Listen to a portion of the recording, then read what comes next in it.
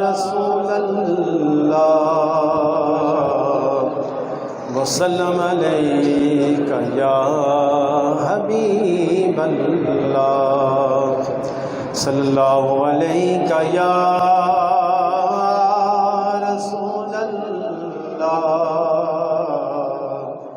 وسلم علیک یا حبیب اللہ۔ منگو دعا و شالا انجدا نصیب ہووے، منگو دعا و شالا انجدا نصیب ہووے، جدو آوے موت سانو، جدو آوے موت سانو سوہنا قریب ہووے، منگو دعا و شالا انجدا نصیب ہووے۔ کی پوچھ دیو میرے تو سوہنے دیا عطاواں، کی پوچھ دیو میرے تو آقا دیا عطاواں، جنوں خیر پاوے سونا، جنوں خیر پاوے سونا، نہ کدی غریب ہووے، منگو دعا و شالا انجدا نصیب ہووے۔ عظمت حسین پاک دی میں کی دساں تانوں، عظمت حسین پاک دی میں کی دساں تانوں، بڑی آج دی سواری، بڑی آج دی سواری، رب دا حبیب ہووے، منگو دعا و شالا انجدا نصیب ہووے، جدو آوے موت سانو، جدو آوے موت سانو سوہنا قریب ہووے، منگو دعا و شالا انجدا نصیب ہووے۔ ایھا الذین آمنوا صلوا علیہ وسلموا تسلیما، اللہم صل علی سیدنا مولانا محمد وعلی آل سیدنا و مولانا محمد کما صلیت علی ابراہیم وعلی آل ابراہیم انک حمید مجید۔ محبت کے ساتھ سب کی آواز مل کے بلند آواز کے ساتھ حضور اکرم صلی اللہ علیہ وآلہ وبارک وسلم کے روضے مبارک کا تصور کر کے الصلاۃ والسلام علیک یا رسول اللہ وعلی آلک واصحابک یا حبیب اللہ، الصلاۃ والسلام علیک یا نبی اللہ وعلی آلک واصحابک یا محمد رسول اللہ۔ بسم اللہ الرحمن الرحیم۔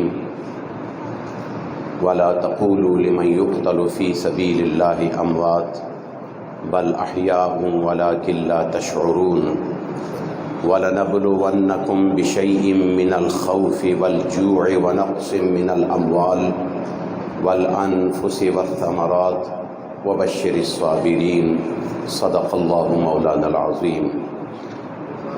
قابل صد تکریم و احترام حضرت قبلہ پیر سید علامہ عارف شاہ صاحب، اہل سنت کے مایہ ناز عالم بھی، بزرگ شخصیت بھی، ہر لحاظ سے اللہ تعالیٰ نے علم و فضل و کمال اور نسب سے بھی نوازا ہوا ہے۔ دعا ہے کہ اللہ تعالیٰ ایسے سادات کا سایہ ہمارے سروں پر قائم اور دائم رکھے، اور ان کی فیوز و برکات جو ان کو اپنے اجداد سے ملے ہیں اللہ تعالیٰ ان کو ان کی نسلوں تک، آئندہ آنے والے ان کی اولاد تک تا دم قیامت اللہ جاری اور ساری رکھے۔ دیگر سادات کرام، علماء اہل سنت ذی مقام، اس طرف بھی مفتیان شرع، علماء کرام، میں تہہ دل سے شکریہ ادا کرتا ہوں حضرت مولانا قاری محمد عبد الخالق صاحب آوان کا۔ اللہ تعالیٰ ان کو جزائے خیر عطا فرمائے۔ ہمیشہ عزت والے ہی دوسروں کو عزت دیتے ہیں، ہمیشہ اہل علم بھی اہل علم کی قدر و منزلت کو جانتے ہیں۔ اللہ سبحانہ و تعالیٰ نے اس لیے ارشاد فرمایا انما یخشی اللہ من عبادہ العلماء، علماء کی قدر و منزلت کرنے والے ایک معنی کے حوالے سے اللہ سب سے زیادہ قدر و منزلت کرتا ہے اہل علم کی، اور دوسرا کہ اہل علم ہی وہی ہیں کہ جو اللہ کی قدر و منزلت کے ساتھ اللہ کو جانتے ہیں۔ اور شیخ سعدی علیہ رحمت نے سمپل جملے میں فرما دیا کہ بے علم نتما خدا را شناخت، کہ علم نہیں ہے تو بندہ نہ اپنے آپ کو جان سکتا ہے، نہ اپنے کریٹر، نہ اپنے سسٹینر، نہ اپنے چیریشر، اور نہ اپنے مالک، نہ اپنے آنر، نہ اپنے رزاق، کسی کو نہیں پہچان سکتا۔ گویا من عرف نفسہ فقد عرف ربہ، یہ علم آپ کو اپنی پہچان دیتا ہے۔ Who am I؟ میں کون ہوں، کس لیے ہوں، کس لیے بھیجا گیا ہوں۔ اور جس وقت کوئی شخص اپنے آپ کو پہچان لے، پھر اس کے بعد پوری کائنات اس کے سامنے ہوتی ہے، پھر اسے خبر ہے کہ رسول اللہ کا مقام کیا ہے، رسول اللہ کے ساتھ نسبت رکھنے والی اہل بیت اور اصحاب رسول کا اور خلفاء رسول کا مقام، قدر و منزلت کیا ہے۔ اور پھر جو مصلی رسول پہ کھڑے ہونے والے اہل علم ہیں، ممبر رسول پر بیٹھنے والے، قال اللہ و قال الرسول بیان کرنے والے جو لوگ ہیں، ان کی قدر و منزلت کیا ہے، یہ اہل علم ہی جانتے ہیں۔ آج کیونکہ علم کے حوالے سے گفتگو نہیں ہے، صرف حضرت قبلہ مولانا قاری عبد الخالق صاحب نے اس مہینہ کی مناسبت سے سیدنا امام حسین علیہ السلام کے حوالہ سے جو آج یہ ایصال ثواب کی تقریب رکھی ہے، میں سمجھتا ہوں کہ جس کا نام لیا جائے گا اس ایصال ثواب کی محفل میں، اللہ ان کی ضرور مغفرت فرما دے۔ اور اسی حوالے سے میں ان کا اس طرح بھی شکریہ ادا کرتا ہوں کہ میرے والد گرامی جو اپنے اہل علم میں، ہم عمر میں، ہم عصر میں شیخ اکبر تھے علم کے حوالہ سے، اور عمل تو اللہ بہتر جانتا ہے، ہمارے سامنے تو کوئی کام ایسا نہیں تھا جو سنت کے خلاف ہوا ہو۔ آپ اہل علم اچھی طرح جانتے ہیں، خاص کر کے ابھی جو بزرگ موجود تھے وہ فرما رہے تھے کہ وہ ہماری کلاسوں سے سینئر تھے۔ اس وقت ان کے شاگرد شیخ الحدیث ہیں، شیخ التفسیر ہیں، شیخ المناظرہ ہیں، شیخ الفقہ ہیں، اور الحمدللہ بڑے بڑے مشائخ جن کے بڑے بڑے آستانے چل رہے ہیں، ان میں بھی فیض میرے والد گرامی اور ہمارے اجداد کا چل رہا ہے۔ اللہ تعالیٰ اس فیض کو جاری اور ساری رکھے۔ اس تعارف کے حوالے سے حضرت قبلہ پیر صاحب نے فرمایا کہ تعارف تو ویسے ہی یہ سادات ہیں، ہمارے سروں کے تاج ہیں، اور ادب کا مقام بھی یہی ہے کہ جو حکم ہے اس کو جتنی توفیق ہو، جتنی وقت کی نزاکت ہو، بیان کر دیا جائے۔ کنیاں شریف، دواریاں شریف، نیاریاں شریف، جتنے بزرگ حضرات ہیں اکثر میرے ابا جی کے شاگرد ہیں۔ چھور شریف میں حضرت قبلہ پیر محمد طیب الرحمن صاحب چھوروی، حضرت خواجہ پیر محمود الرحمن صاحب کے لخت جگر رحمت اللہ تعالی علیہ، وہ بھی میرے والد گرامی کے شاگرد ہیں۔ गुजरांवाले में हमारे ये इलाके के रहने वाले गुजरांवाला में हज़रत मौलाना शेखुल हदीस व तफसीर मौलाना मोहम्मद फ़रीद हज़ारवी साहिब और मौलाना मोहम्मद शरीफ साहिब हज़ारवी, वो भी मेरे वालिद गिरामी के शागिर्द हैं। मौलाना मोहम्मद सिद्दीक़ हज़ारवी शेखुल हदीस व तफसीर आज भी मौजूद हैं। रहमानिया स्कूल में उन्होंने भी ज़ानुए तलम्मुस बिछाए हैं। पीर अलाउद्दीन सिद्दीकी साहब के जिनका दर्स आप मसनवी सुनते हैं, तकरीबन अरसा 3 साल तक रहमानिया स्कूल में उन्होंने ज़ानुए तलम्मुस बिछाया और क़िबला अबदी से। इसी तरह कुछ कंगना शरीफ में भी फैज़ हमारे बुज़ुर्गों का भी मौजूद है, इल्मी फैज़ भी मौजूद है, और कुछ उस नाते से कुछ ताल्लुक़ भी सादात के साथ मौजूद है कि हमारे बुज़ुर्गों में खून बनी इसराइल का, पठानों का है, और दूध सादात का है। इस हवाले से अल्हम्दुलिल्लाह हम दूध में भी पाक और साफ़ हैं और खून में भी पाक और साफ़ हैं। जिसके साथ दोस्ती लगाते हैं मरते दम तक दोस्ती रहती है, और जिसके साथ मोहब्बत होती है मरते दम तक मोहब्बत होती है। नफ़रत हमारे जहन में नहीं है, न हमारे दिल में है, न हमारे बुज़ुर्गों ने सिखाया है। सिर्फ़ और सिर्फ जहाँ ऐसी चीज़ आ जाए वहाँ हम खामोशी इख्तियार कर लेते हैं। ये अदब का तकाज़ा भी है। बक़िया इंशाअल्लाह अनक़रीब जल्दी आपकी सवाने हयात के बारे में किताब आ जाएगी, आप हजरात उसमें पढ़ लेंगे तमाम हजरात के मामलात का। इसी तरह मानसेरा हो, कश्मीर हो, बालाकोट के एरिए हो, मुज़फ़्फ़राबाद हो, लाहौर का एरिया हो, और फिर जो उन्होंने फैज़ लिया है, अब आपने सोचा होगा कि मैंने बता दिया किस किस ने उनसे फैज़ लिया, आकर इन्होंने भी तो किसी से फैज़ लिया है।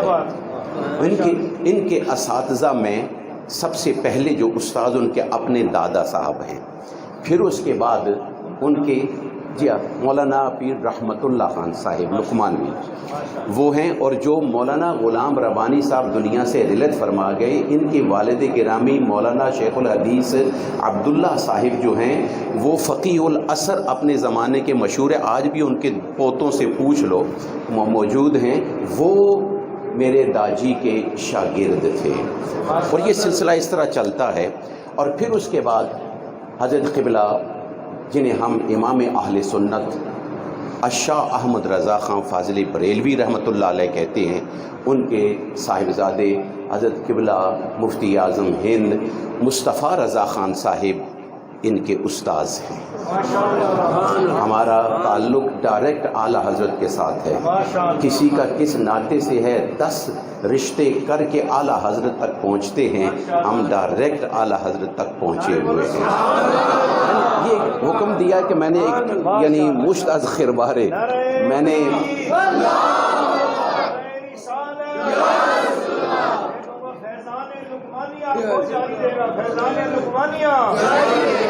अब इसमें ये है क्योंकि अब्बा जी का नाम मालिक है, तो हमने इस नारे को ये रखा हुआ है, फैज़ मालिक जारी रहेगा।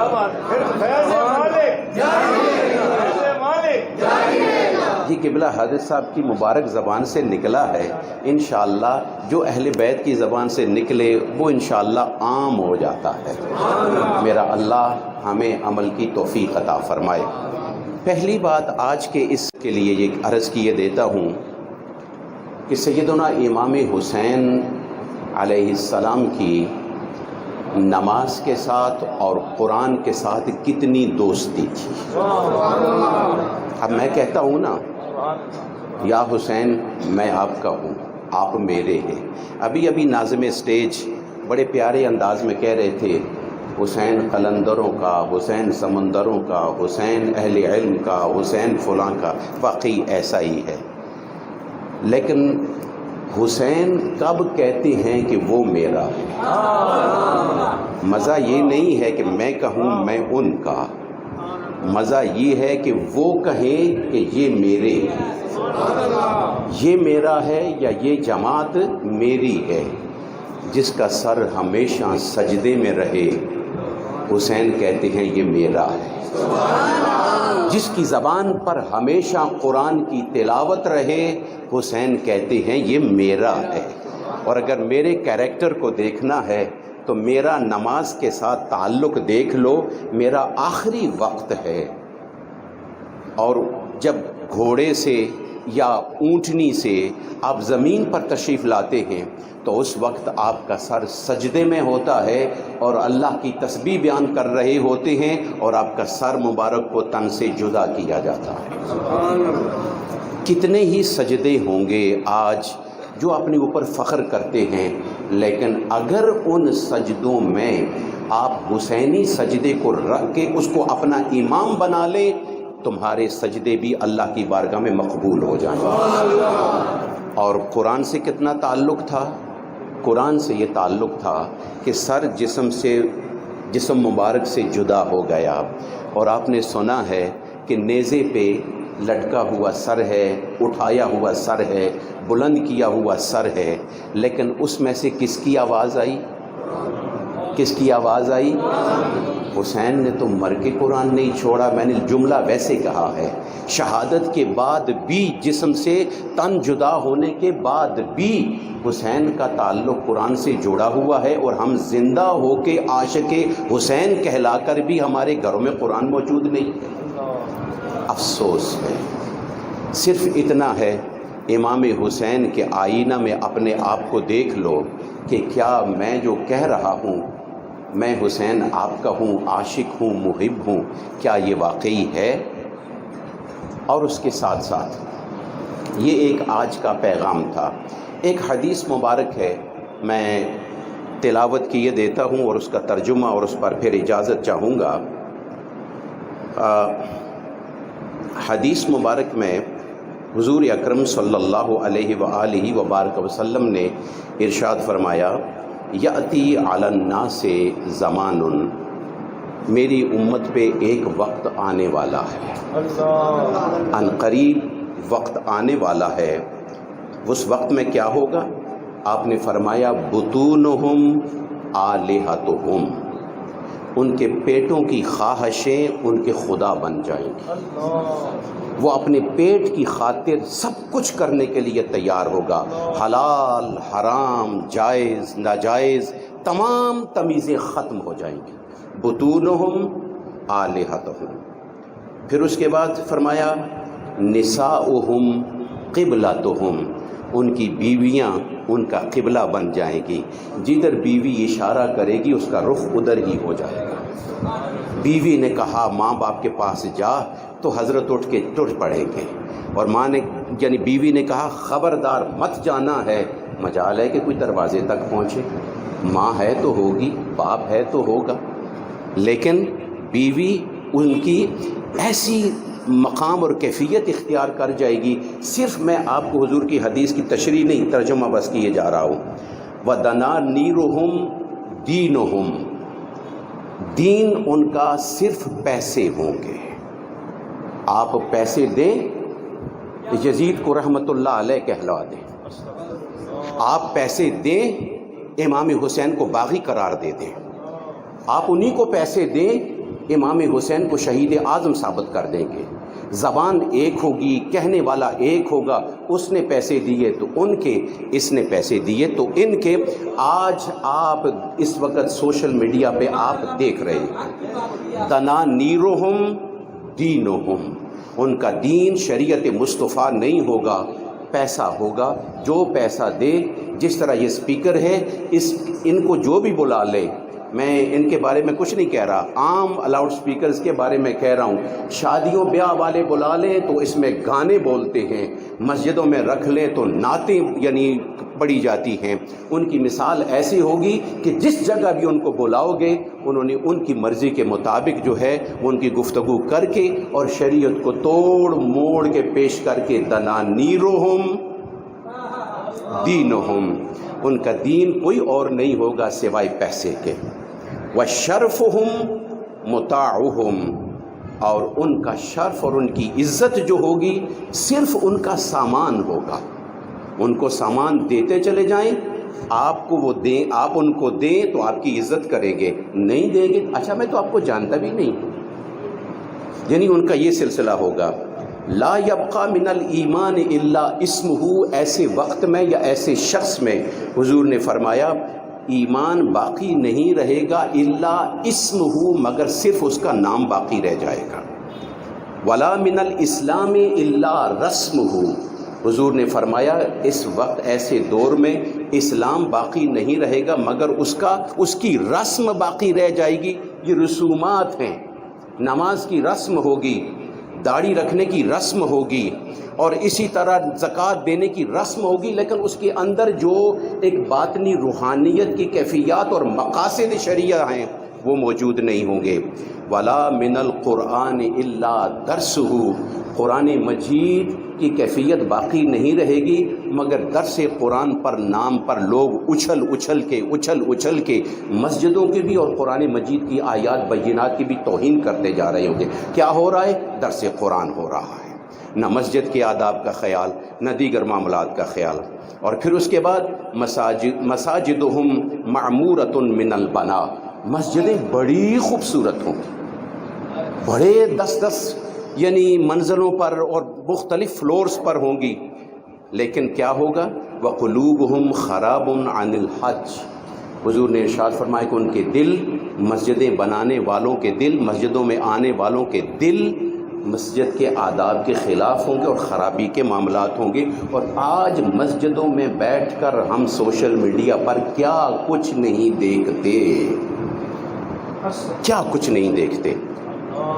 پھر اس کے بعد حضور نے ارشاد فرمایا علماؤہم شر خلق اللہ علی وجہ الارض، ایسے دور میں جو اہل علم میں سے کچھ لوگ ہوں گے، اللہ ماشاء اللہ بہت اچھے ہر زمانے میں موجود ہوتے ہیں، ایسے بھی لوگ ہوں گے کہ جن کی وجہ ہمیشہ ان کی گفتگو سے شرارت ہی نکلے گی، فساد ہی فساد ہوگا اور لوگ بٹنا شروع ہو جائیں گے۔ حضور نے ارشاد فرمایا حینئذ، جب ایسے حالات میں آپ دیکھو ابتلاہم اللہ فی ھذا الزمان باربع خصال، جب ایسے لوگ آئیں گے تو اللہ 4 چیزوں سے اس وقت کے لوگوں کو آزمائے گا۔ پہلی چیز جورم من السلطان، ان کے بادشاہ ظالم اور کرپٹ ہوں گے، ان کے بادشاہ، ان کے حکمران کیا ہوں گے؟ ظالم ہوں گے، کرپٹ ہوں گے۔ قحطم من الزمان، زمانے میں ان کو اصل چیز نہیں ملے گی، 2 نمبر کے مال ملیں گے، غذائیں خالص نہیں ہوں گی، اور قحط سالی ہو جائے گی۔ ظلم من الولات، جو ان کے کفیل ہوں گے، جو ان کے آفیسرز ہوں گے، ان کے پالنے والے ہوں گے، وہ سارے کے سارے ظلم کے ساتھ ان کا مال بھی ہڑپ کرتے چلے جائیں گے۔ آج کوئی سعودی عرب سے آتا ہے تو کہتا ہے کہ میرے کفیل نے میرا مال کھا لیا ہے، یہاں دیکھو تو ٹھیکیدار مزدور کہتے ہیں ٹھیکیدار نے پیسے کھا لیے ہیں، فلاں بندے نے میرے پیسے کھا لیے ہیں۔ اور چوتھی چیز والحکام، اور حکام بھی ایسے ملیں گے جو تمہارے نام کے پیسے اپنی پاکٹ میں ڈالیں گے۔ پھر اس کے بعد حضور کے صحابہ نے عرض کی یا رسول اللہ صلی اللہ علیہ وسلم فتعجب الصحابہ، صحابہ نے بڑے تعجب کے ساتھ پوچھا یا رسول اللہ، فقالوا یا رسول اللہ یعبدون الاصنام، یہ لوگ پھر بتوں کی پوجا کرنے والے ہوں گے؟ کیا یہ لوگ بتوں کی پوجا کرنے والے ہوں گے؟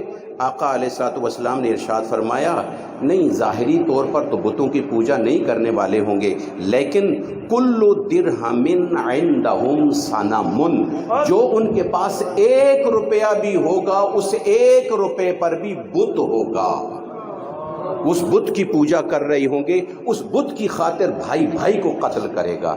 کیا آج یہ زمانہ ہے یا نہیں ہے؟ اگر ہے تو یہ دولت تو یزید کے پاس بھی تھی، یہ کیفیت، یہ سونا، یہ چاندی تو یزید کے پاس بھی تھی۔ مجھے بتائیں کہ یزید کے ساتھ امام حسین کا اور امام حسین کا یزید کے ساتھ کیا ذاتی دشمنی تھی؟ کوئی ذاتی دشمنی تھی؟ نہیں، وہ شریعت مصطفیٰ کا باغی ہو چکا تھا۔ میں نے ایک جگہ پہ گفتگو کی یزید کے بارے میں، تو مجھے ایک بندہ کہنے لگا کہ حضرت آپ یزید کے بارے میں بڑے سخت کلمات استعمال کر رہے ہیں، اگر امام حسین نے ان کو معاف کر دیا تو؟ میں نے کہا جب تک معافی کا اعلان نہیں ہوتا تب تک تو کہنے دو نا، تب تک تو کہنے دو نا۔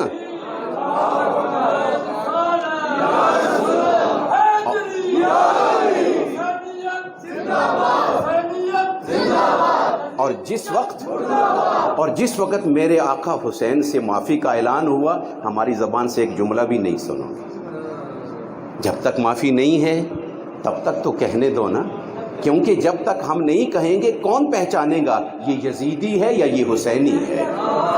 مسجدوں میں آنے والے سارے ہیں، کچھ یزیدی ہیں اور کچھ حسینی ہیں، تو پہچان حسین کی یہ ہے کہ جن کے دلوں کے اندر آل بیت کی محبت ہے، اصحاب رسول کی محبت ہے، سیدنا ابوبکر صدیق کی محبت ہے، عمر فاروق کی محبت ہے، عثمان غنی کی محبت ہے، مولا علی کی محبت ہے۔ مجھے کہنا پڑے گا یہ سارے کا سارا ان پر عکس ہے سیدنا امام حسن و حسین کا۔ وہ حسنی بھی ہے، وہ حسینی بھی ہے، اور اگر کوئی شخص ان کے مشن کے خلاف ہے، وہ اپنے آپ کو ان کی اولاد کے ساتھ بھی منسوب کرتا رہے، تو سنو، امام زین العابدین کا قول پیش کیے جا رہا ہوں اور آخری سلام عرض کرتا ہوں۔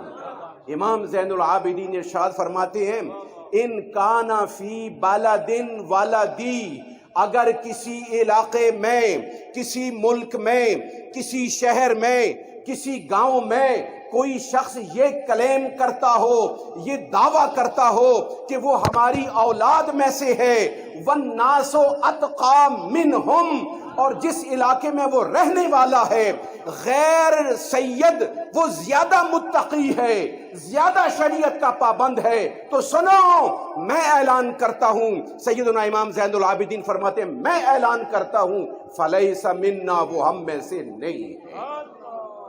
لہٰذا ادھر حسین کو دیکھو، ادھر شریعت کو دیکھو، اگر وہ دعویٰ کرنے والا شریعت کا پابند ہے تو ہم اس کی پاؤں کی خاکوں کو اٹھا کر اپنا سرما بنائیں گے، اور اگر کوئی اور اپنی نسبت کو کرے تو ہم نسبت کے لحاظ سے خاموش ہو جائیں گے۔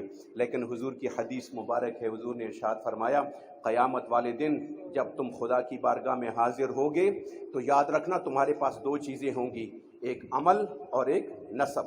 دو چیزیں ہوں گی، جس کے اعمال کامیاب ہو گئے نسب اس کو پش کر کے اور بلند مقام دے دے گا، اور اگر کسی کے اعمال کمزور ہو گئے یاد رکھنا اس کے عمل سست ہو گئے اس کی نسب اس کو کوئی فائدہ نہیں دے گی۔ اسی لیے تو حضور نے ارشاد فرمایا، اپنی بیٹی سے فرمایا، اے ملی اے ملی اے ملی، اے فاطمہ عمل کر عمل کر عمل کر، کل قیامت والے دن بخشش صرف اس پہ نہیں ہوگی کہ تو محمد کی بیٹی ہے، تیرے اعمال پہ بخشش ہوگی اور تیرا مقام محمد کی بیٹی ہونے کے ناطے سے اعلیٰ ہوگا۔ حالانکہ یہ وہ سیدہ کائنات ہیں کہ جو سجدے میں جھک جائیں حضور کے ساتھ تو اللہ تعالیٰ امت کی مغفرت کا اعلان کر دیتا ہے۔ جن کو رسول اللہ نے صرف جنتی قرار نہیں دیا، اس زبان مبارک سے کہ جس وقت آپ دنیا کو الوداع فرما رہے تھے اس وقت آپ نے ارشاد فرمایا، انت سیدۃ النساء اہل الجنہ، تو جنتی صرف نہیں ہے بلکہ جنت کی ساری عورتوں کی سردار ہے۔ تو میرے، اور اگر ایسی کیفیت میں بھی آ کر رسول اللہ عمل کا پیغام دیتے ہیں اپنی بیٹی کو بھی، تو ہم کس بات کی مولی ہیں؟ آپ نے میری کچھ ٹوٹی پھوٹی باتیں سنی ہیں، میں معذرت بھی کروں گا کہ میں نے ایک دوسرے پروگرام میں وہاں بزرگوں کا ایصال ثواب مختلف جگہوں پر لوگ کر رہے ہیں، میرے پاس وقت بھی بہت کم ہے، میں نے واپس بھی جانا ہے۔ والشکر للہ،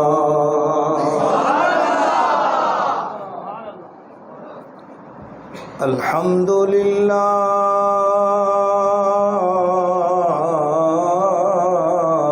والشکر للہ،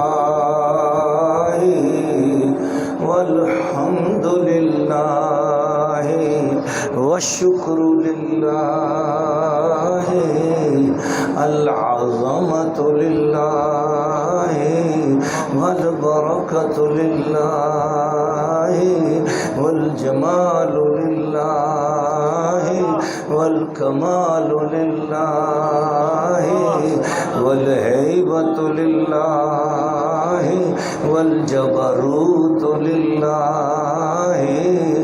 والعظمت للہ، والرحمت للہ، والملک والملکوت للہ۔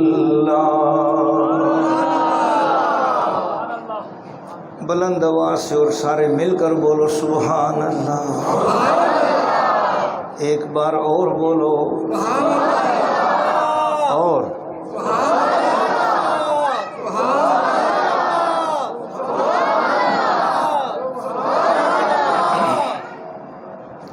الحمد للہ الذی اشرح ایماننا وأظهر ایقاننا وأنور اسلامنا بمودة آل مصطفى.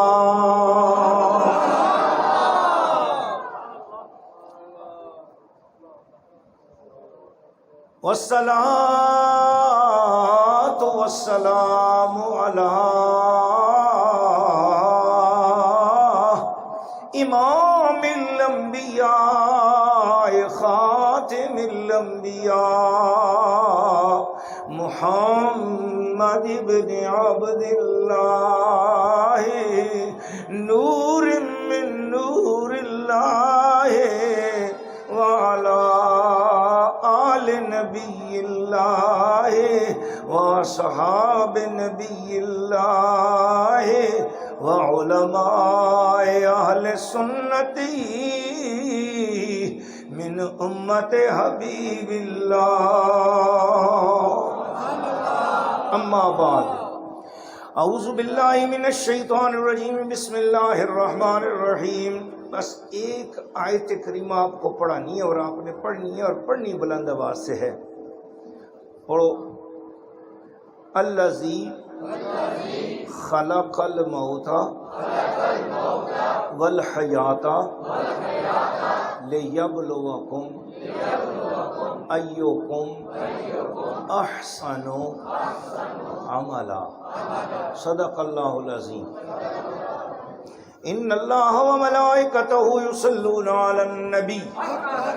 بلند آواز سے بولو حق آخری نبی. ان اللہ وملائکتہ یصلون علی النبی یا ایھا الذین آمنوا صلوا علیہ وسلموا تسلیما.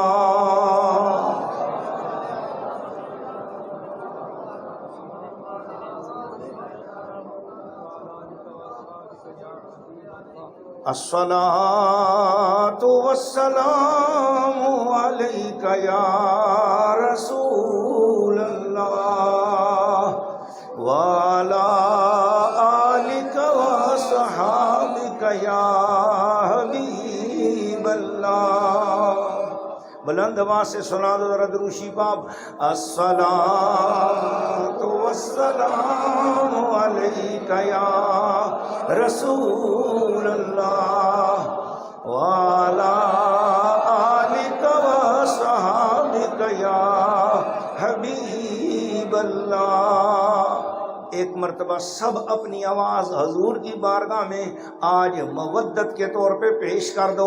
جتنی جتنی جس کی آواز ہے اتنی آواز آج حضور کی بارگاہ میں درود شریف کے لیے ہدیے کے طور پہ پیش کر دو. الصلاۃ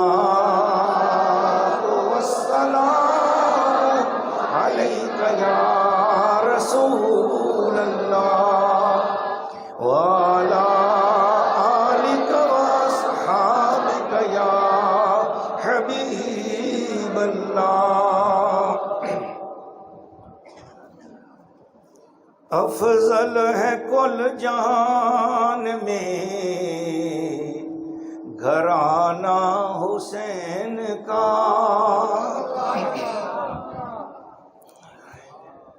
آپ نے میرا ساتھ دینا ہے. افضل ہے کل جہاں، چونکہ یہ کانفرنس حسنین مبارکین کانفرنس ہے. افضل ہے کل جہان میں گھرانہ حسنین کا. افضل ہے کل جہان میں گھرانہ حسنین کا.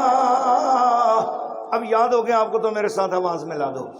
افضل ہے کل جہان میں گھرانہ حسنین کا افضل ہے کل جہان میں، گھرانہ حسنین کا۔ آپ نے یہ شعر نہیں پڑھ رہے ہو، یہ اپنے ایمان کا اظہار کر رہے ہو، اور جس شخص کا ایمان یہ ہو جائے کہ میرے گھرانے سے افضل نبی کا گھرانہ ہے، اس کا ایمان کامل ہو جاتا ہے۔ پھر میرے کے پڑھو نظر، اپنے ایمان کا اظہار کرو نا۔ افضل ہے کل جہان میں، گھرانہ حسنین کا، اے افضل ہے کل جہان میں۔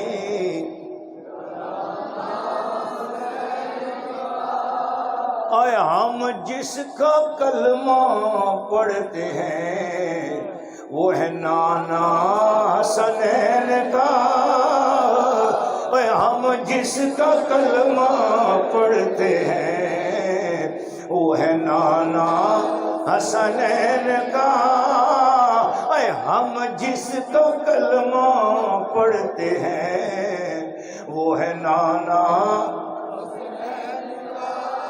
بھائی آپ نے اتنی پیار سے پڑھا ہے نا، ایسے لگ رہا ہے کہ جیسے آج ہری پور پر خصوصی طور پہ پنجتن پاک کی نظر ہو رہی ہے۔ ہاں ہاں، پورے ہری پور پر کرم ہو رہا ہے۔ قاری عبدالخالق اوان صاحب کی محنت کہ پنجتن پاک کانفرنس میں ہر سال امام علی مقام کی خدمت میں لوگ خالی قرآن پڑھ کر پیش کرتے ہیں۔ اے حافظ عبدالخالق اوان تجھے سلام ہو، تو 2 سینوں کے اندر 30 پارے قرآن ان کو یاد کرا کے پیش کرتا ہے۔ کیا بات ہے ماشاءاللہ۔ ادھر علماء اہل سنت بیٹھیں، ادھر علماء اہل سنت بیٹھیں، ادھر سادات بیٹھیں، ادھر سادات بیٹھیں، بیچ میں ہم مسکینوں کا کام بن رہا ہے، حضور کی نظر عام ہو رہی ہے۔ ہاں ہاں ہاں، محبت والو، پیار والو، ہم جس کا کلمہ پڑھتے ہیں، ہم جس کا کلمہ پڑھتے ہیں وہ ہے نانا حسنین کا۔ آواز ایسی پیاری پڑھ رہے ہو، ماشاءاللہ دل چاہ رہا ہے کہ آپ پڑھتے چلے جاؤ۔ ہم جس کا کلمہ پڑھتے ہیں وہ ہے نانا حسنین کا، وہ ہم جس کا کلمہ پڑھتے ہیں وہ ہے نانا حسنین کا، ہم جس کا کلمہ پڑھتے ہیں وہ ہے نانا حسنین کا۔ سبحان اللہ، سبحان اللہ، بولو ذرا سبحان اللہ۔ اللہ یا رسول اللہ۔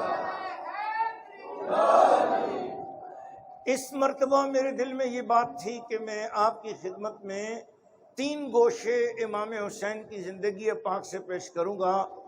ایک تو امام علی مقام کی عادات، حسنین کریمین کے معاملات، تیسرا پیش کرنا چاہ رہا تھا حسنین کریمین کی سیرت طیبہ۔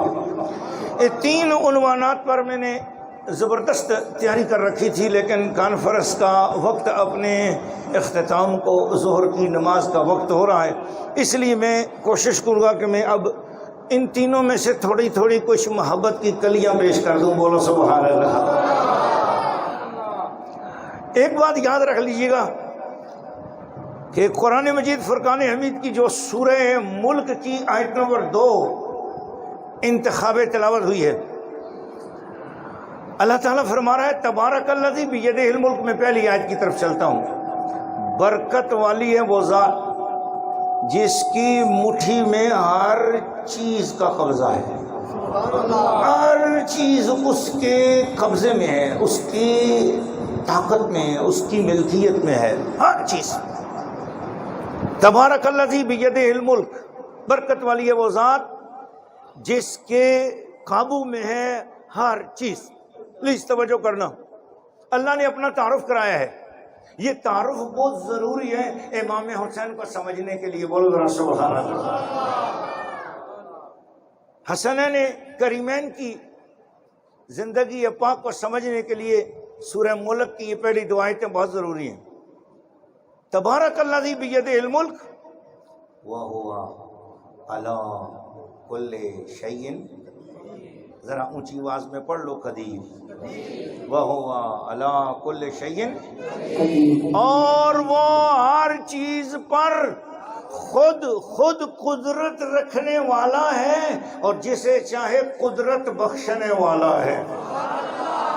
This is the real translation of word قدیر۔ قدیر کا صحیح ترجمہ بنتا یہ ہے صرف قادر نہیں، جس چیز پہ چاہے دوسرے کو بھی قدرت بخشنے کی صلاحیت والا ہے۔ اللہ خود بھی قدرت والا ہے، جسے چاہے اسے قدرت بخشنے والا ہے۔ اب بولو سبحان اللہ۔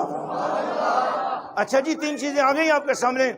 تبارک الذی، برکت والا ہے، بیدہ الملک، اس کے ہاتھ میں ہر چیز کی بادشاہی ہے، اور وہ ہر چیز پر جسے چاہے قدرت بخشنے والا بھی ہے، خود قدرت رکھنے والا بھی ہے۔ ان تین چیزوں کو سامنے رکھنے کے بعد اس نے کہا الذی خلق الموت والحیات،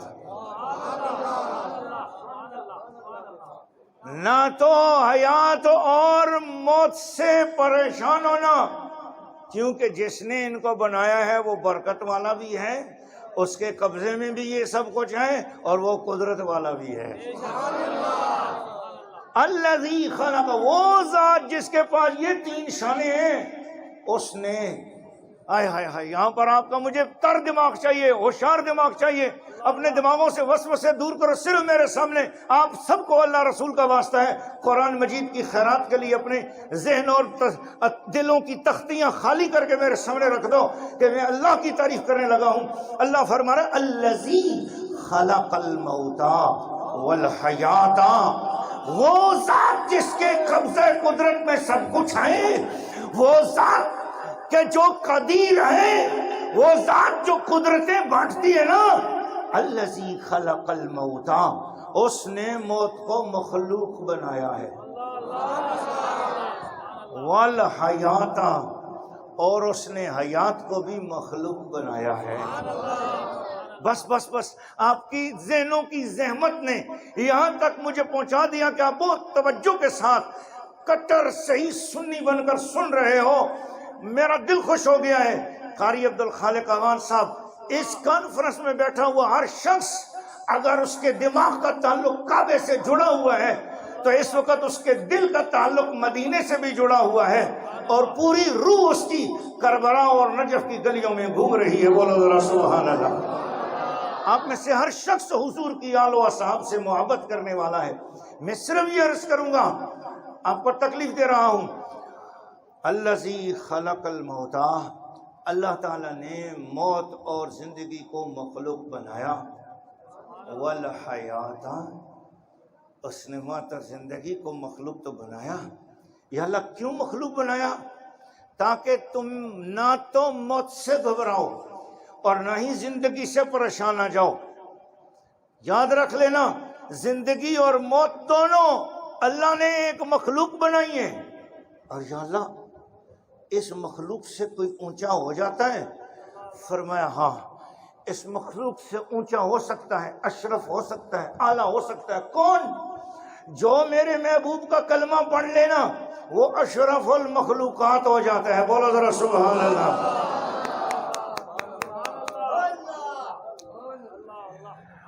وہ زندگی سے بھی اونچا، وہ موت سے بھی اونچا، جو کملی والے کے دامن میں چھپ گیا، جس نے کملی والے کا کلمہ پڑھ لیا، خاتم النبیین کے در اقدس میں جو ایمان والا ہو کر حاضر ہو گیا، اللہ فرماتا ہے پھر وہ بندہ مخلوق سے بھی افضل و اعلیٰ ہوتا ہے، اور اسی مخلوق کا ایک حصہ حیات بھی ہے اور موت بھی ہے۔ گویا موت اور حیات سے وہ بندہ بلند ہو جاتا ہے جس کی زمین کا تعلق کملی والے کے قدموں سے قائم ہو جاتا ہے۔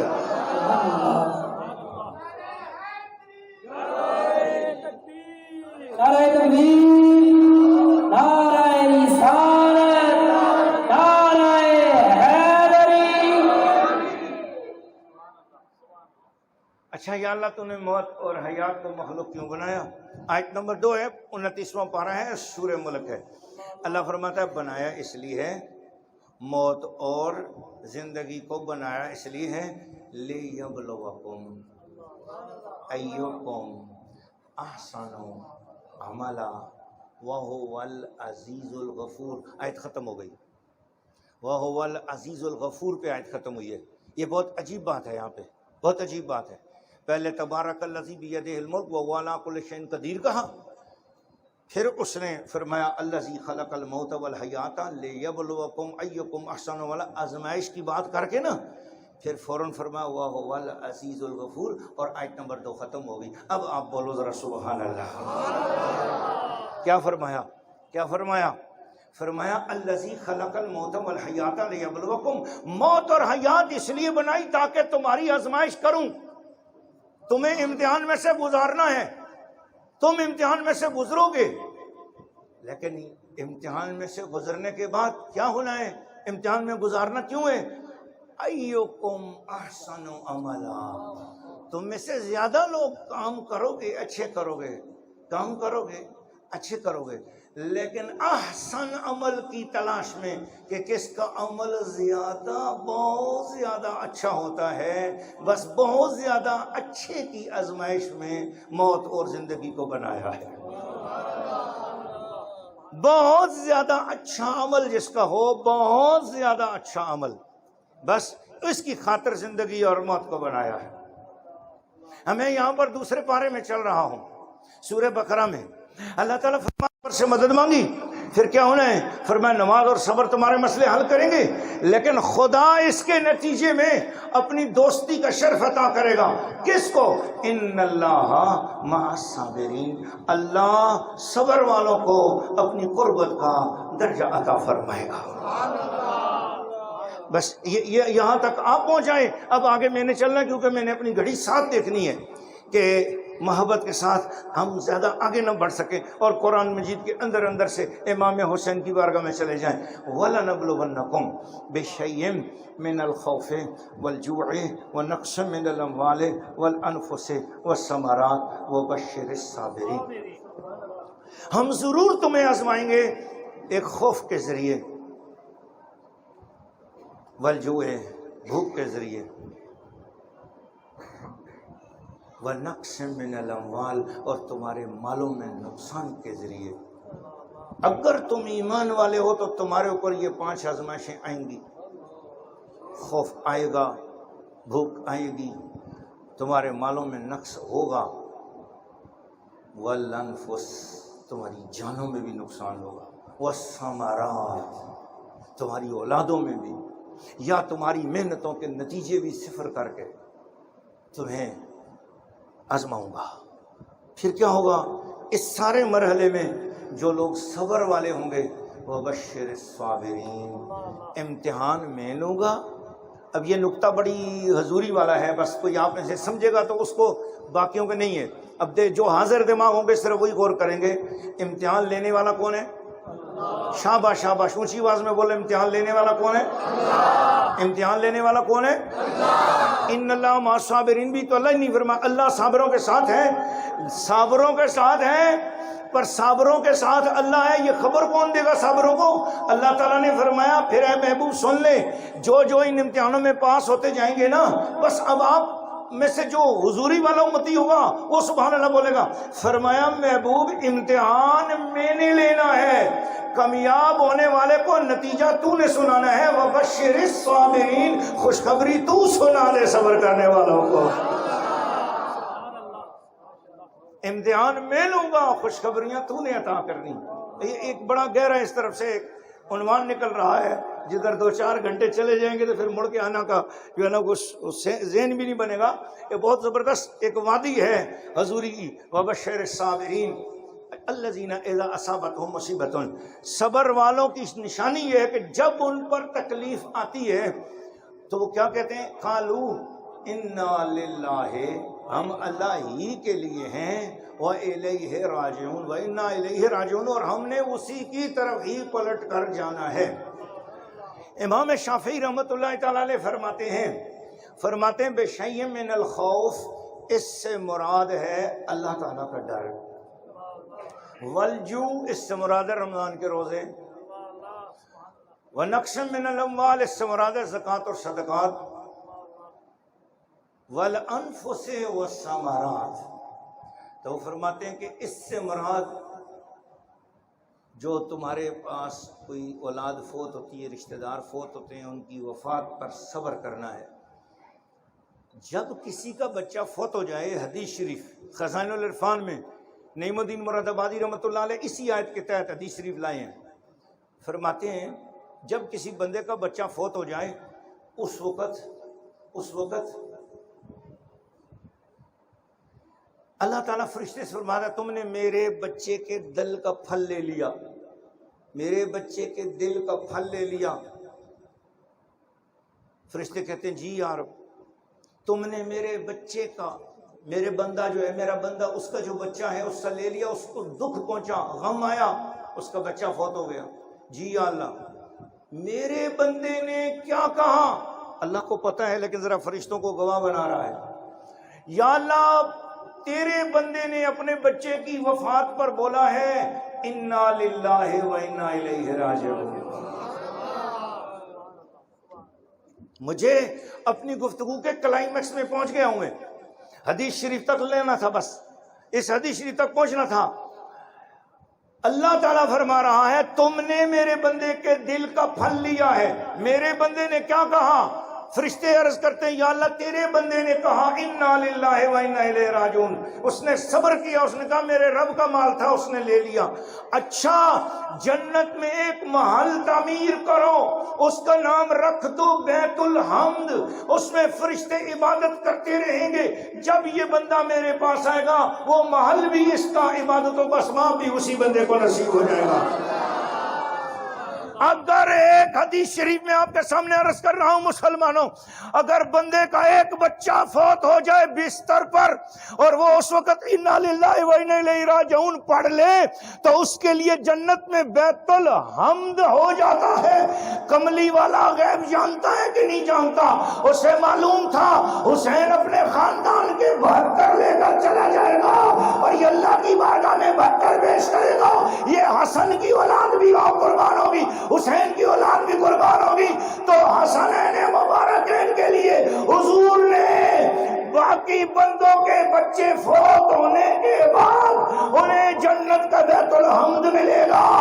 یہاں حسنین کی شان دیکھو، حضور نے فرمایا الحسن والحسین سیدہ شباب اہل الجنہ، حسن اور حسین جنتی جوانوں کے سردار بنا دیے گئے ہیں۔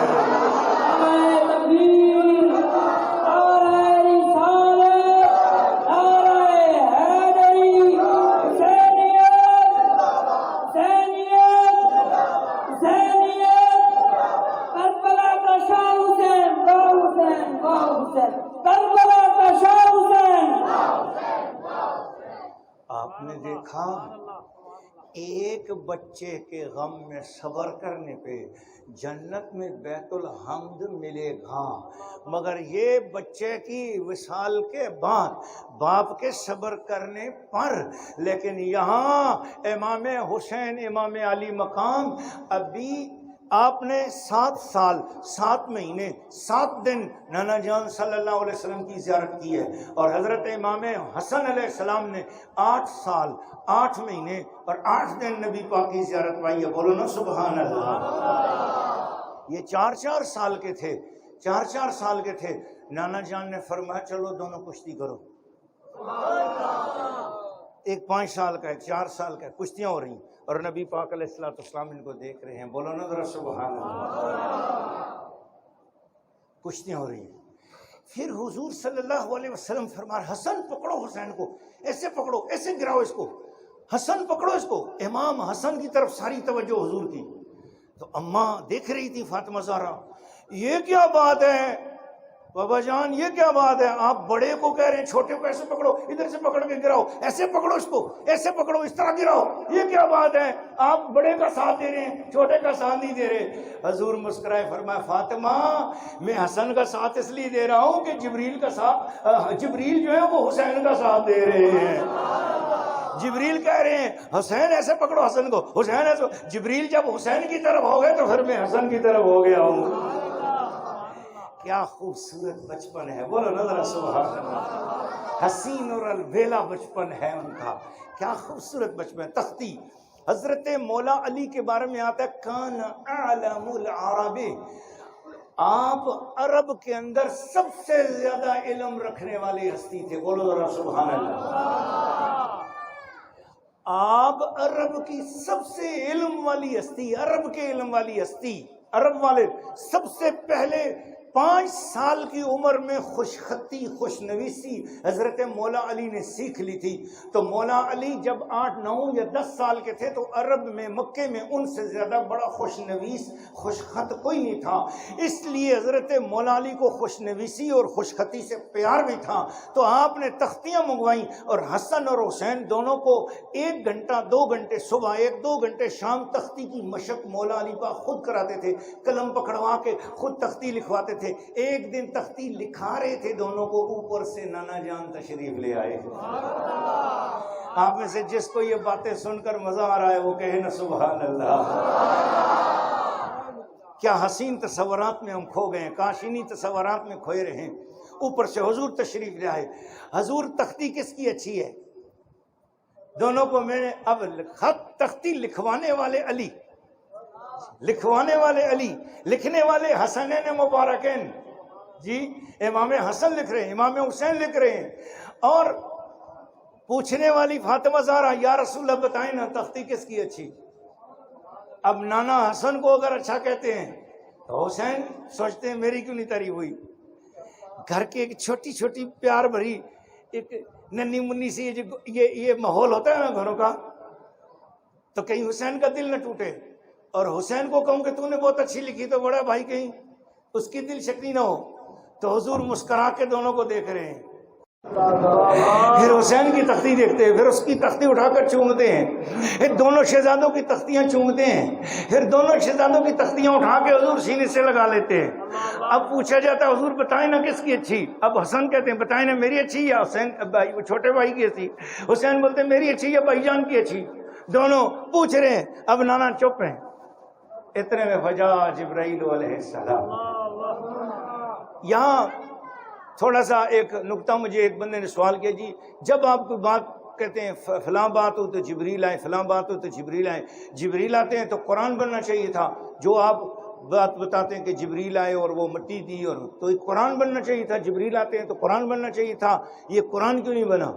تو آپ کے دماغ میں یہ بات ہونی چاہیے، ذہن میں رکھیں، ایک ہے وہی یہ مطلوب اور ایک ہے وہی یہ غیر مطلوب، ایک ہے وحی قرآن، ایک ہے وحی غیر قرآن۔ تو وحی قرآن 6236 ہیں، بولو ذرا سبحان اللہ۔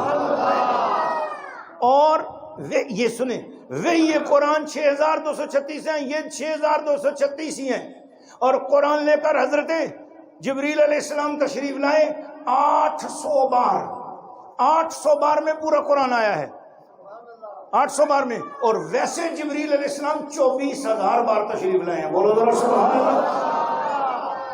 تو وہ وہی غیر مطلوب کے لیے جبریل علیہ السلام تشریف لائے، ہزاروں بار تشریف لائے، تو وہ باتیں ہوتی رہی ہیں۔ اللہ کا حضور علیہ السلام کے ساتھ رابطہ جبریل علیہ السلام سے علاوہ بھی ہے، جس کی جبریل کو بھی خبر نہیں ہے، بولو ذرا سبحان اللہ۔ یہ ایک الگ ٹاپک نکل جائے گا، بس صرف آپ کو یہ اتنا سمجھایا کہ جبریل تشریف لے آئے اور انہوں نے فرمایا کہ یا رسول اللہ صلی اللہ علیہ وسلم، آپ ان 2 بچوں کے دوڑ کا مقابلہ لگائیں اور فرمائیں کہ جو پہلے جا کے اس دیوار کو ہاتھ لگا لے گا اس کی تختی سب سے اچھی ہے۔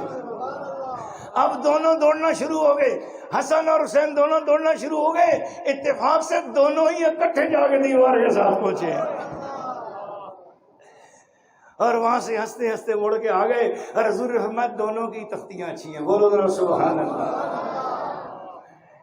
کبھی کبھی مقابلہ بلا مقابلہ بھی ہوتا ہے نا، بولو ذرا سبحان اللہ۔ یہ محبت اور یہ فضیلت کی بات ہے۔ حسنین مبارکین، میں کہتا ہوں مجھ سے کوئی پوچھے، میں ایک جملہ بولنے لگا ہوں، علامہ سجاد شامی بیٹھے ہیں یا چلے گئے بیٹھے ہیں؟ ماشاءاللہ علامہ حنیف جدون صاحب، علماء کرام کے چہرے پر ماشاءاللہ، شاہ صاحب سید احمد شاہ صاحب ماشاءاللہ، اور ہمارے پنیا سے حضرت قبلہ لاج پی سی اعظم علی شاہ صاحب، حضور قبلہ لاج پی سے مقبول شاہ صاحب گنجا شریف سے، ماشاءاللہ علماء کرام پیر ماشاءاللہ حضرت قبلہ سبزہ پیر عطا الرحمن صاحب، ماشاءاللہ حاجی صاحب ہمارے پنیا سے محفل نعت کے بانی مبانی، ماشاءاللہ بڑی پیاری شخصیت، سارے محبت والے آپ بیٹھے ہوئے ہیں۔ یہ جو میں جملہ بولوں گا نا، یہ میرا جملہ میری اپنی تحقیق ہے، اس سے اگر کوئی اختلاف کرنا چاہے کرے، لیکن اگر کسی کے ایمان میں اگر اس سے پھول کھلے نا تو اس کو خدا رسول کا واسطہ کنجوسی نہیں کرے، رب محبت کے ساتھ سبحان اللہ کہے۔ میں نے پوری سیرت النبی پر مطالعہ کیا ہے، سینکڑوں کتابوں کا، کیونکہ میں نے 55 دن الحمدللہ سیرت النبی کانفرنس سے خطاب کیا، سیرت النبی کانفرنس کی الحمدللہ ہزارہ زمین ڈویژن میں اپنے استانہ شریف لیاں شریف میں۔ تو میں نے سیرت النبی کی کتابیں جتنی پڑھی ہیں ان میں نے یہ دیکھا ہے کہ نبی پاک صلی اللہ علیہ وسلم کی زندگی کے سب سے حسین، خوبصورت اور نہایت خوشی والے سال وہی تھے جن میں حسنین کریمین حضور کے سامنے کھیل رہے تھے۔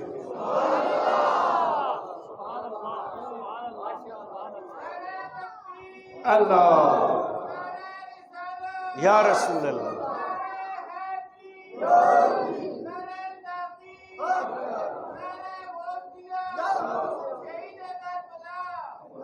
آپ کو میں مسلط نہیں کرتا اپنی تحقیق کسی پر، لیکن محبت کی دنیا میں آپ کے لیے عرض کروں گا کہ آپ جائیں، جا کر تحقیق کریں، سیرت النبی کی کتابیں پڑھیں، پھر آپ کہیں گے کہ حضور کی زندگی میں سب سے خوشی والے سال وہی تھے جن میں حضور کے سامنے حسنین کریمین چہکتے تھے، ان کی خاطر سجدے لمبے ہو رہے تھے، ان کی خاطر نبی پاک علیہ الصلوۃ والسلام نماز میں ان کو لے لیتے تو نماز لمبی ہو رہی ہے، پیچھے صحابہ کرام ہیں، وہی نبی جو فرمانے کہ اگر کوئی بوڑھا ہو تو اس کی خاطر امام کو چاہیے کہ اپنی رکعت چھوٹی کر دے، وہی نبی پاک ہے تو 72 مرتبہ سبحان اللہ، سبحان ربی الاعلیٰ اور سبحان ربی العظیم ہو رہا ہے، بولو نا سبحان اللہ۔ اس کا مطلب ہے نہ بوڑھے کی اہمیت ہے زیادہ، نہ نماز کی اہمیت ہے زیادہ، زیادہ اہمیت اس کی ہے جو سجدے میں حضور کی پشت پر سوار ہو گیا ہے۔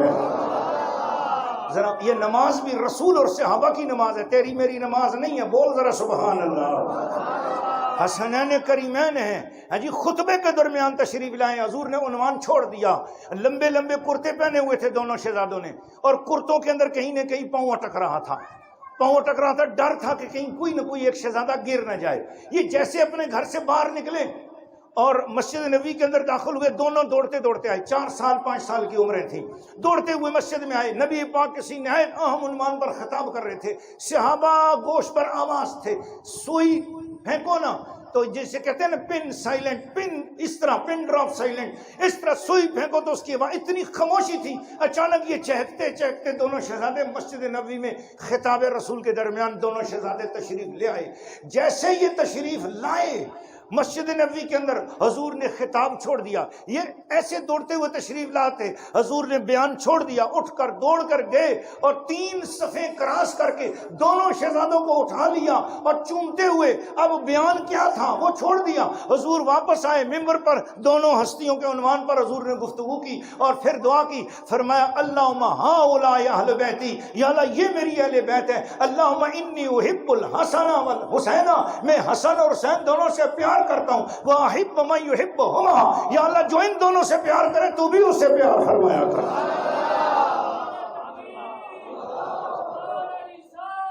یا رسول اللہ،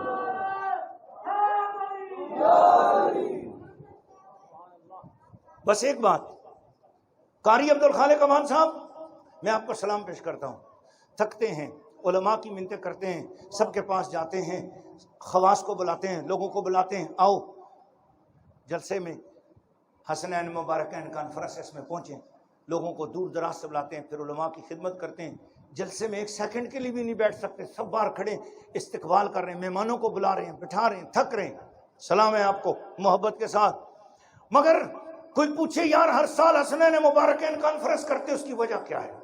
بس یہ 2 حدیثیں آپ کو سناتا ہوں نا اور میری تقریر ختم ہو گئی بس، اور حدیثیں صرف 3-4 منٹ میں آپ کو زحمت دے رہا ہوں سماعت کی، لیکن صرف اسی بندے کو سماعت دینا چاہتا ہوں جس کے دل میں محبت نہ ہو۔ مجھے آج محبت والا ایک بندہ بھی نہیں چاہیے، مجھے صرف مودت والے لوگ چاہیے، بولو ذرا سبحان اللہ۔ محبت میں کمی بیشی ہوتی ہے، مودت میں کمی بیشی کبھی بھی نہیں ہوتی ہے۔ مودت تو بس مودت ہے، ہو جائے تو پھر ہو جاتی ہے، پھر اس میں کمی کبھی نہیں آتی۔ محبت میں کمی بیشی ہو سکتی ہے، مودت میں کمی بیشی نہیں ہوتی۔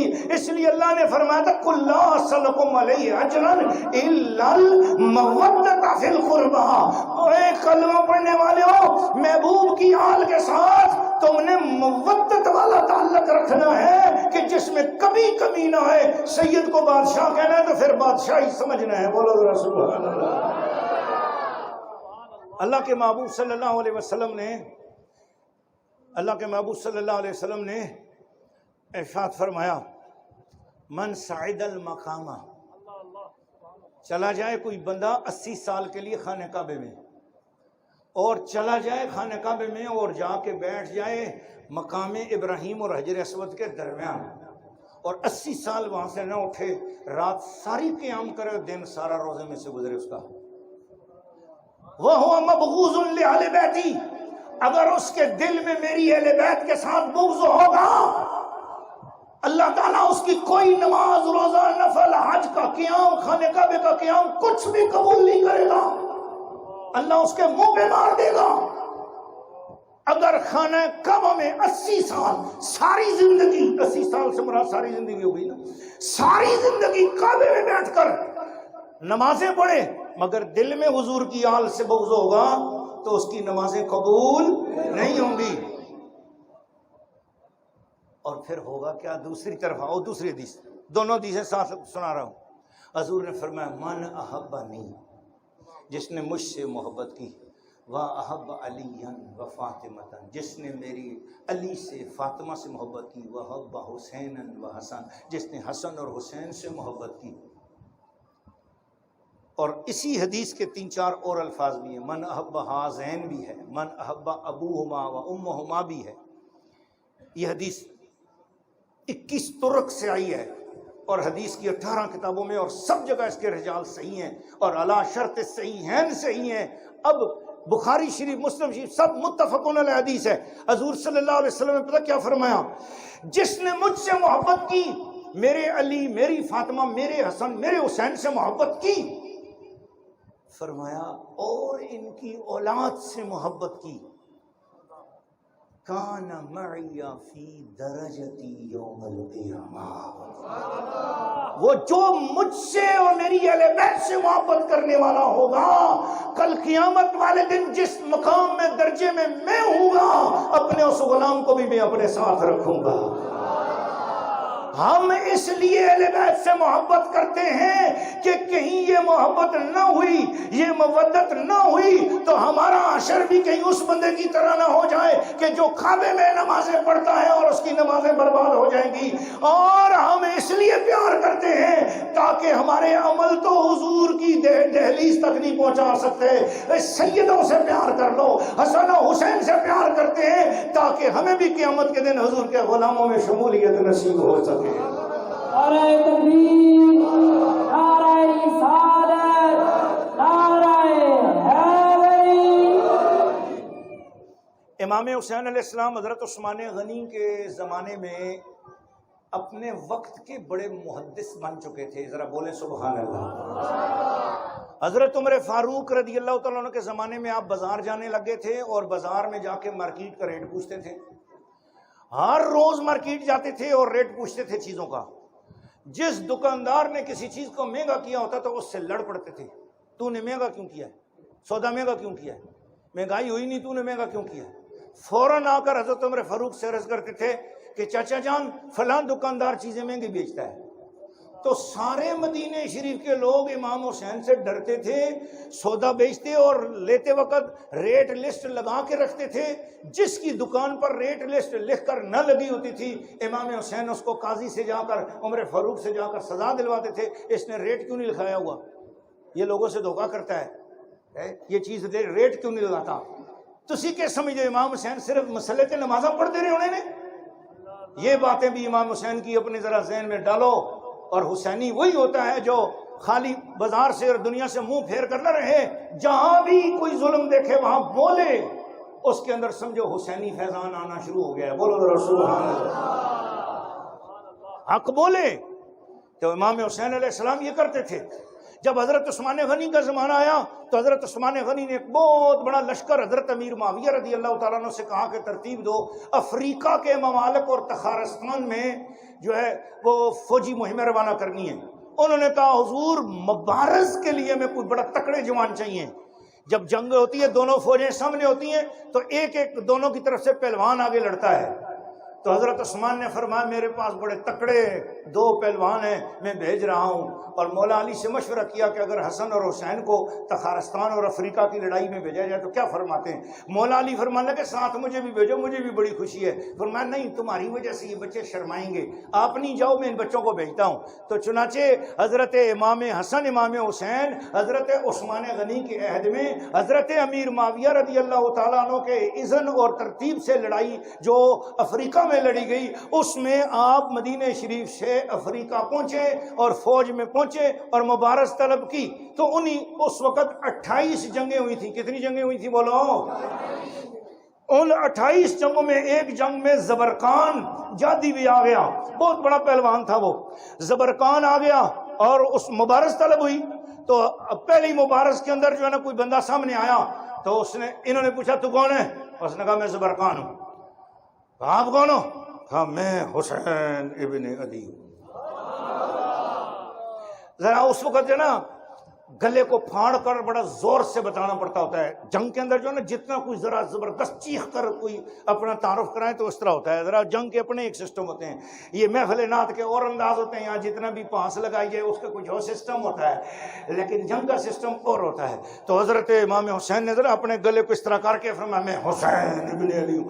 تو گرجدار آواز میں کہا، تو کہا لگتا ہے تو وہ شیر خدا علی کا بیٹا تو نہیں ہے. کہا تو نے کیسے اندازہ لگایا؟ کہنے لگا تیرے لہجے کی گرج جیسا پورے عرب میں کوئی اور نہیں ہے. زبرقان نے معذرت چاہی. اس نے کہا میں ہر ایک کے مقابلے میں جانے کو تیار ہوں، پر علی اور علی کے بیٹوں کے مقابلہ میں نہیں کر سکتا. یہ خود نہیں لڑتے ہیں، ہاتھ ان کا ہوتا ہے، پیچھے طاقت خدا کی ہوتی ہے. زبرقان کہہ رہا ہے، زبرقان کے الفاظ ہیں. آپ نے فرمایا پھر جرمانہ دینا پڑے گا. اس نے کہا کیا جرمانہ ہوگا؟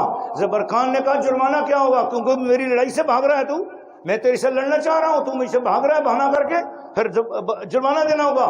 اس نے کہا کیا جرمانہ دوں گا؟ امام حسین نے کہا میرے نانے کا کلمہ پڑھ دے.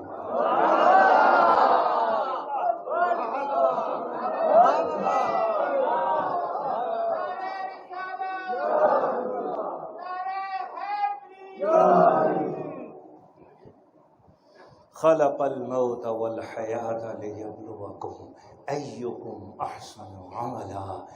امام حسین کی زندگی بھی احسن عمل ہے، امام حسین کی شہادت بھی احسن عمل ہے. بولو ذرا سبحان اللہ. میں تو قرآن مجید کے جس پارے میں جاؤں گا مجھے ہر پارہ بتائے گا کہ یہاں بھی حسین کی داستان ہے، یہاں بھی حسین کی داستان ہے، یہاں بھی حسین کی داستان ہے.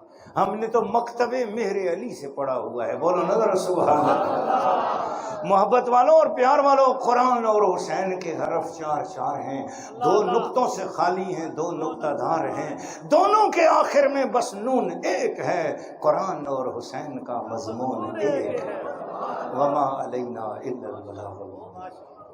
خوبصورت انداز میں حافظ سیف اللہ صاحب سند وصول فرما رہے ہیں. اللہ تبارک و تعالی قبلہ حافظ صاحب کا قرآن پڑھنا اور اس پر اب میں قبلہ استاذ مکرم